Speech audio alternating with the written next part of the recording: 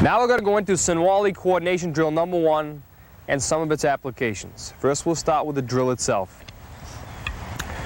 Grab your 2 sticks about 1 fist length from the bottom or 4 inches from the bottom. We'll both be in a shoulder width stance. We're going to tuck one of our sticks underneath our arm, and we're going to strike high as if we were doing an angle number 1. And then we're going to strike down as if we're doing an angle number 8. As we strike down the angle number 8, we're going to draw the stick out from underneath our arm.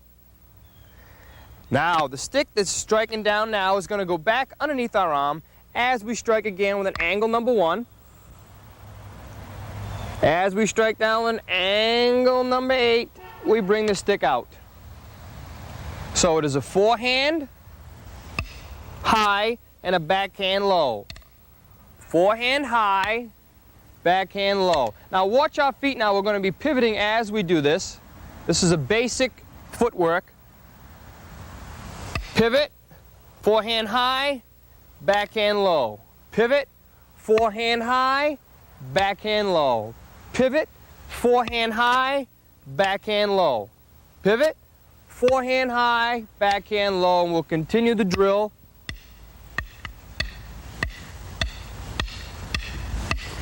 Relax.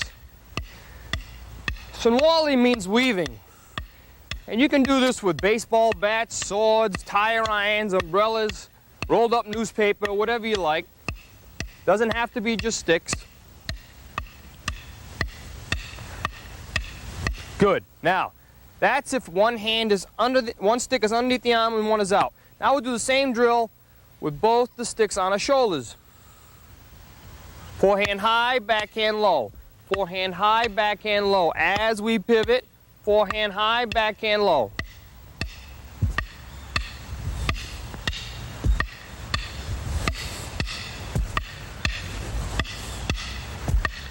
Good. Okay, one variation of this drill is, as we are doing this SINAWALI drill, he's going to fire thrusts high and low to me. So as we do the drill, he'll fire high-low thrust on both sides, and I'll still follow the same pattern as the regular drill.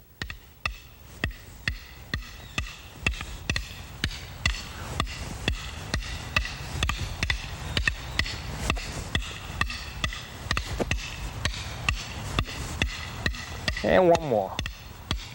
Good. That is one variation that you can practice. Another variation. As we're striking, I can go into practicing with one hand only.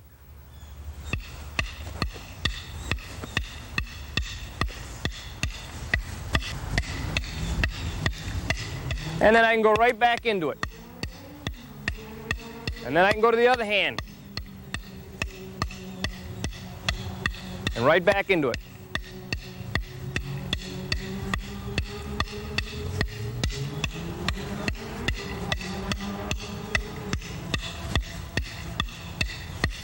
Okay? There's a couple of different variations that you can practice. Now, we don't have any sticks. We drop our weapons off to the side. You can also do some forearm conditioning following the same SINAWALI coordination drill. What we're going to do is hit with our forearm the muscle itself as we strike into the muscle, and as we come down, we reverse and still continue striking on the muscle. This is a conditioning exercise that you can practice. Underneath our arm, we strike and then back down. Hit, strike down. Hit and strike down. This will condition your forearms. You can practice this because remember, you're going to use your forearms as weapons, as the sticks themselves. So you must condition them. This is just a basic drill.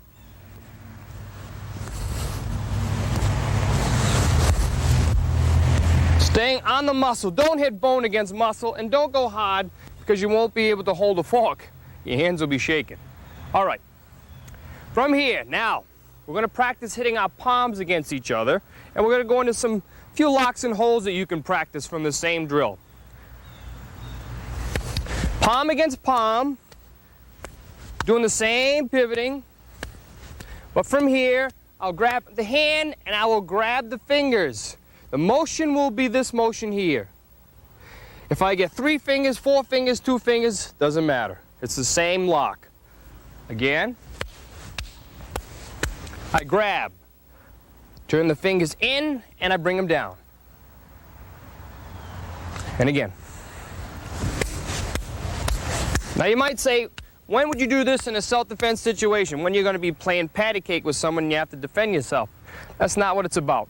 What it's about, if you happen to get in a situation where you happen to grab someone's hand here, you'll know what to do. And the same thing for all the other movements I'm going to do. Like everything in the Filipino martial arts, you have to feel it. I feel, I got to hold the fingers, I drop them down. One more time. On the other side, grab, fingers, and come down. Can you strike me from there, Dana? Strike me, please. You can't strike me. Okay? Now, we got them down. Let's bring them back up. Now I got the fingers, I bring them down with a finger lock. But now I want to bring them back up. As I bring them back up, always keep continuous tension, because anytime that there's a little slack, he's going to hit me. And right there, he can hit me in the groin. You want to hit me in the groin there? So he could hit me in the groin. Okay? So keep the tension as you bring him up.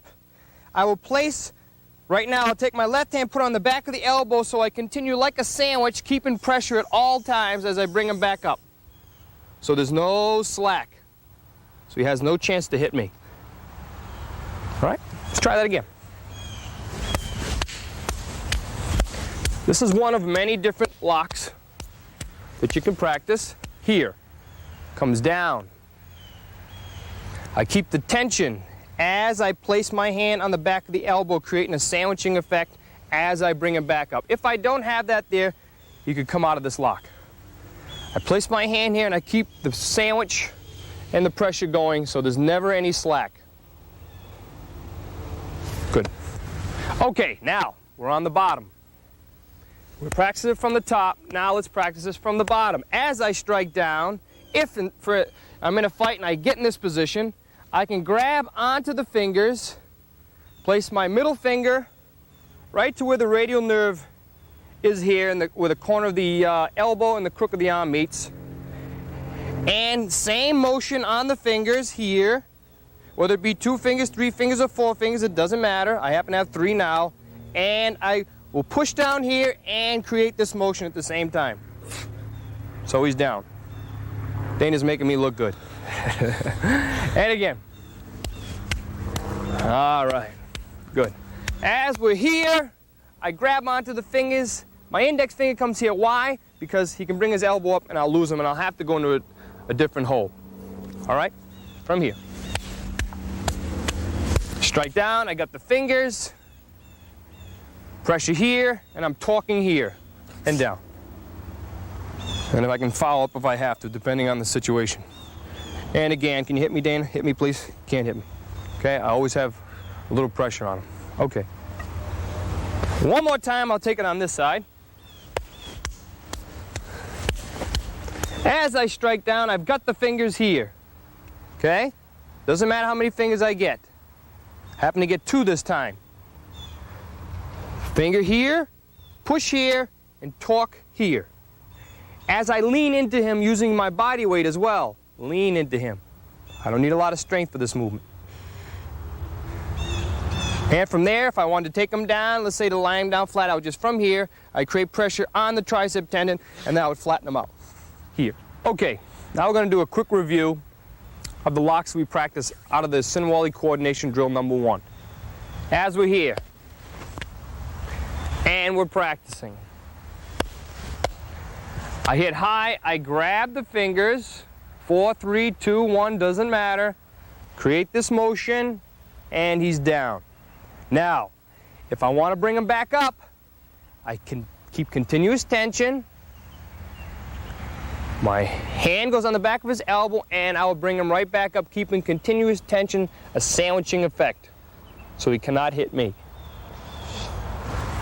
Okay, now, on the bottom. We're practicing. And I happen to get into this situation here where it's palm against palm. I grab 2, 3, 4 fingers, doesn't matter. I got 2 this time. My middle finger goes here, right in front of the elbow, and the crook of the arm meets in the center where the radial nerve is, and then I'm down. Okay? All right. That's a review of the locks.